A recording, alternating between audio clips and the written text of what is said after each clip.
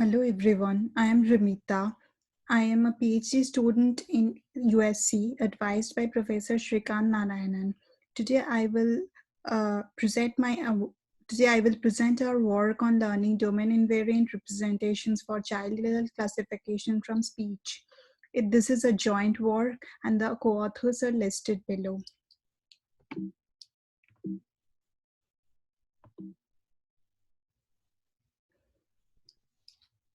Autism spectrum disorder is one of the fastest growing developmental disability in United States. Every 1 in 59 kids is affected by ASD.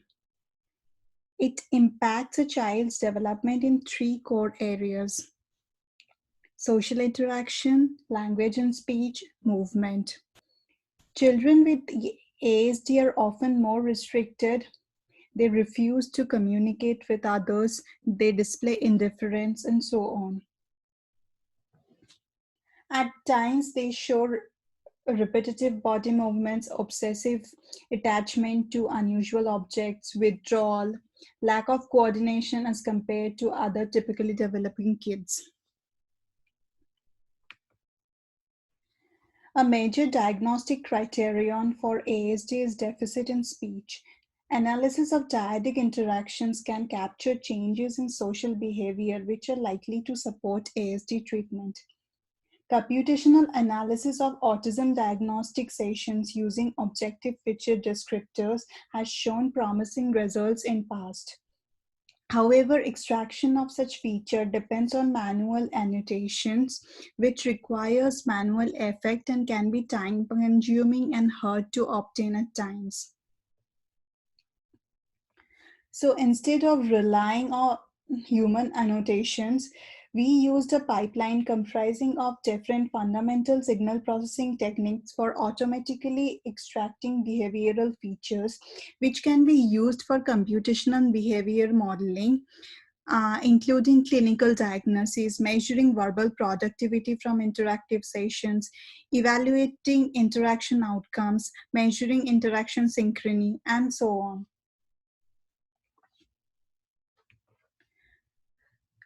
To have a overview of the pipeline, usually different sort of features are extracted from the speech signal of such dyadic interactions. It can be video features, audio features, or lexical features. In this work, we have used MFCC audio features. Once the features are extracted, the voice activity detection module separates voiced and unvoiced regions, followed by child level classification, which determines which are the adult speech regions and which are the child speech regions. Once the speaker labels are obtained, the speech signal can be used to generate text using ASR. So automatic speech recognition basically transcribes the audio to text. So if the child level classification performance is not good, it is likely to impact the ASR performance as well. And if the speaker labels obtained from child level classification module is very erroneous, it is likely to impact negatively the performance of computational behavioral modeling too. So there are multiple challenges which are faced uh, during child level classification task. Usually we train a model for performing a task. In our case, this is child level classification. If we deploy the same trained model on a testing data which has very different data distribution, it doesn't perform well. For example, consider the data from the first picture as training data and second and third as the testing data. As we can see from the second picture, the interview is going on in a very different setup. So the location is different. In the third picture, we can see the age of the kid participating in the interview is much younger as compared to the kid in the first picture. So in these cases, there seems to be a big mismatch in between the source and target data distribution. In these cases, the trained model usually returns very poor performance. In this work, we basically address these two sources of variability of age of the kid and the location of the data collection center. Domain adversarial training actually helps in this situation. So the proposed solution aims to learn representations to reduce the mismatch between the source and target domains. While training, we are considering both speaker labels and domain labels from source domain, but we only consider domain information from target domain. We do not consider the speaker labels for adversarial model training. So the trained model using this adversarial learning performs much better on unknown target data with different distribution. We use two different adversarial learning procedure, GANs and gradient reversal. Adversarial learning uses two different competing networks, a generator and a discriminator.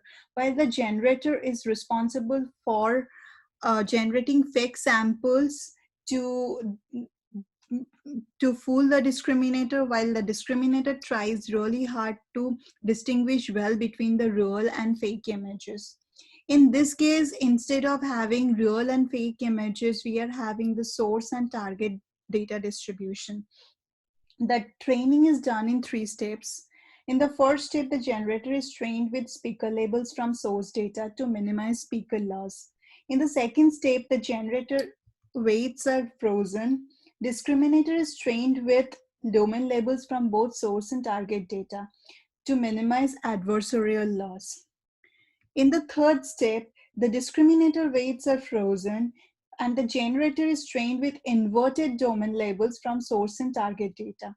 The third step is there to ensure that the generator is trying to fool the domain discriminator. The first two steps are essentially same for gradient reversal technique as well. In the third step for gradient reversal, instead of inverting the domain labels, the gradients that are backpropagated to the generator layer are inverted instead of the true labels. Here we have considered the ADOS2 dataset consisting of dyadic conversations between a child and a clinician. The average duration of these conversations is in between 40 to 60 minutes. We have focused on the emotions and social difficulties and annoyance subtask as we consider this is likely to elicit the most spontaneous speech from the kids under significant cognitive load. We have got recordings from 165 children. 86 of them are from autistic spectrum and 79 are non-autistic kids. The recordings are collected from two different sites in Michigan and Cincinnati. We have got some really interesting results while employing adversarial learning for child level classification. In fact, we have tried to improve the performance further by introducing two fusion strategies, score fusion and embedding fusion. In score fusion, we basically used the average of the predicted posterior probabilities by GAN and gradient reversal. In embedding fusion, we can concatenate the embeddings from GAN and GR.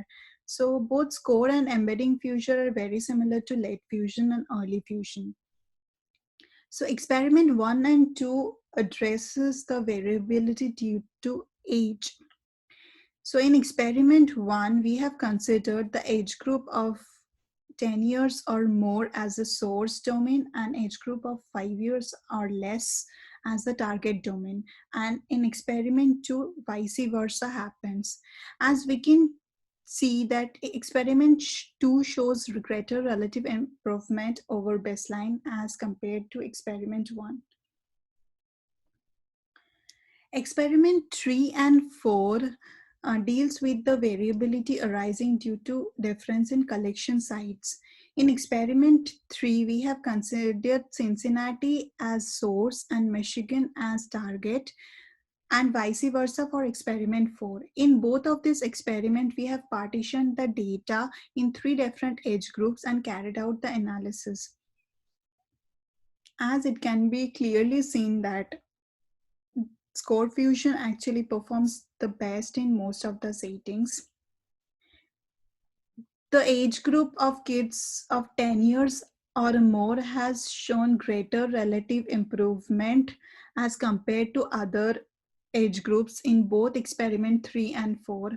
While Score Fusion has significantly shown promising performance, Embedding Fusion didn't really improve the performance in most of the cases. To summarize, we have employed GAN and gradient reversal uh, for the child error classification task, and all the adversarial learning techniques has improved the performance as compared to the baseline. The fusion strategies that we have used, amongst them Score Fusion really has shown promising performance, while Embedding Fusion didn't really improve the performance. In future, it will be really interesting to see how different variants of the generative adversarial network work for um, perform for the child adult classification task. Thank you for your attention. The work is supported by funds from Simons Foundation and NIH.